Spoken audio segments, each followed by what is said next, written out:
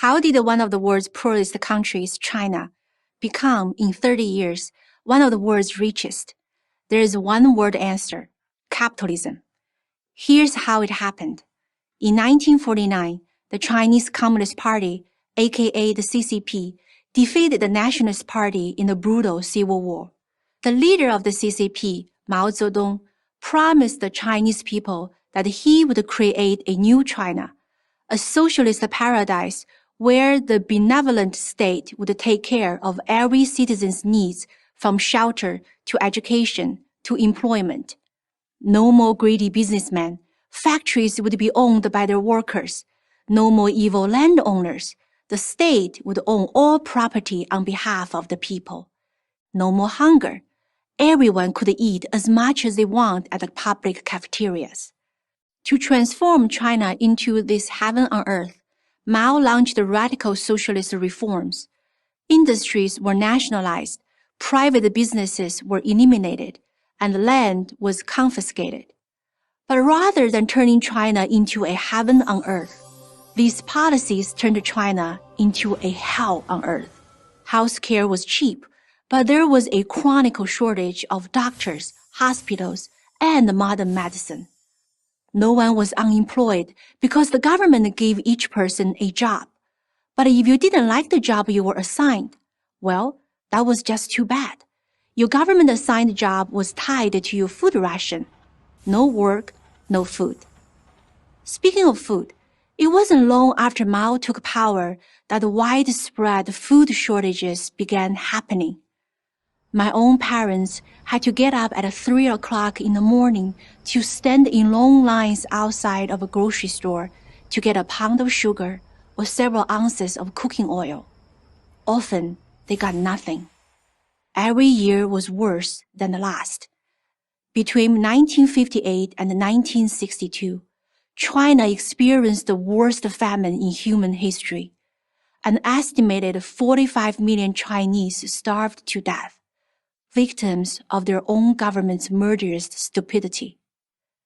Among the lives lost were my uncle, my grandaunt and her family of 5, and my dad's maternal grandmother.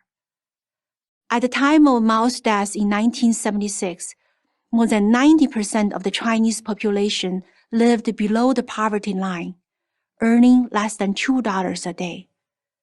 The only equality socialism had achieved was an equal distribution of misery. Mao's successor, Deng Xiaoping, recognized that this couldn't go on much longer. The only way to save the CCP's one-party rule was to get the economy going. But how? Deng had no idea. Fortunately for him, a small group of farmers did. In 1978, these farmers, 18 of them in the village of Shaogang, made a secret deal with their village leader. After fulfilling the government quotas, they would be allowed to keep any surplus for themselves and sell what they didn't need.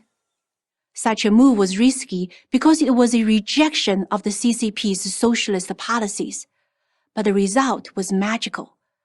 The first year after this deal went into effect, the 18 farmers produced more grain than the entire village had produced in the previous 10 years combined.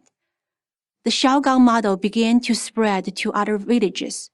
When Deng heard of it, rather than punish the farmers, he had the good sense to recognize that these simple peasants had shown him how to revive China's economy. Soon after, Deng announced sweeping economic reforms. He opened up China to the outside world, inviting foreign investments, and most importantly, loosening the government's grip on the Chinese people. The results were nothing less than astonishing. The freer the Chinese economy became, the wealthier the Chinese people became. In the space of 3 decades, 800 million Chinese people emerged out of poverty. Chinese cities now match and exceeds the greatest cities of the West, skyscraper for skyscraper. The CCP likes to pat itself on the back for China's economic miracle. However, the real credit should go to free market capitalism and 18 brave farmers who risked their lives to give it a try. In recent years, China's growth has slowed precisely because the current CCP leadership has moved back to a model that asserts ever more government control. The country is becoming less free with each passing year. The CCP uses technology such as facial recognition, surveillance cameras, and control of the internet to monitor its citizens' every move. More and more, there are signs that the CCP is reverting to its Maoist past. That's bad for China and bad for the world. I'm Helen Rowley, author of Confucius Never Said, for Prager University.